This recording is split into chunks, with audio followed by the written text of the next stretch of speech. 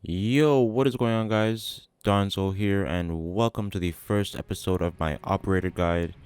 And I'm super excited to finally get this thing started because it's a series that I've been wanting to start for quite a while now. Because a lot of people, my friends, I'm sure some of your friends included, are just not having fun with the game, and it really does suck to see because this is definitely my favorite Call of Duty to date.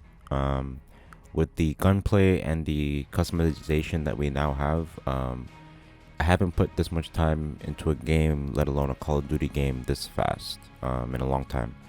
So, yeah, if you guys do find any of these tips in these videos helpful, definitely subscribe because I will be doing this series weekly.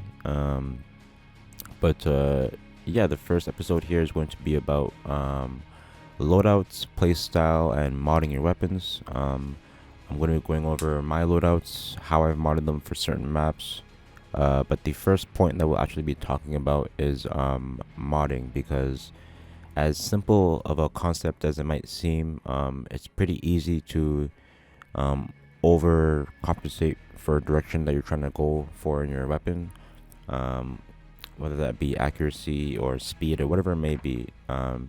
You can kind of go overboard pretty easily and end up making your gun unusable in a lot of situations. And the reason why I wanted to start here for the first episode is because I feel like this is a really, really nice starting point because um, having your having a nice set of loadouts set up for your maps is going to um, start off or give you a much higher chance of succeeding, because going into a map with a gun that isn't modded for that map is probably going to make it so that you're not able to win, any gunfight. So yeah, let's jump into it here. Alrighty, so we're going to be taking a look at loadouts and stuff like that, but like I said, we're going to be looking at modding first because um, it's very, very important to have balance when you're modding your gun. We're gonna be taking a look at my kilo here, and one of the problems that I had a lot at first when I was playing this game was for maps with like a lot of longer sight lines, like Arklov Peak and Ramaza. I wasn't able to have those gunfights at those longer ranges and win them because all my guns weren't controllable. So my goal with this gun was to make it as accurate and controllable as possible at those longer ranges. Now, what I could have done was just stack on all of the, stability attachments and then try to make this thing a laser. But as you see by the mobility bar there, this thing would end up being incredibly sluggish, and our aim down sight speed would suffer quite a bit. So every time that you engage somebody at closer range, you would end up probably losing that gunfight. Even though my goal with this loadout is for longer range maps, every single map offers all engagement ranges, meaning even though you might be playing on Arklov Peak, which is a longer map, it still offers short range engagements and medium range engagements. So that's why you want to have balance when you're modding your gun, so that you're able to, even though you have it kind of spec for long range in mind like this one, you want to be able to deal with people at all longer ranges. So yeah, taking a look at our actual loadouts here, in my opinion, to be honest, you really only need three loadouts, and then I have two other ones here which are kind of like auxiliary slots, or just ones that I kind of play around with, but you really need only three. But with the newest update, we have 10, so you can customize it even further now, to have certain guns for certain maps, and try and make it a lot more specific. But I feel like this is going to help you a lot because, like I said, going into a map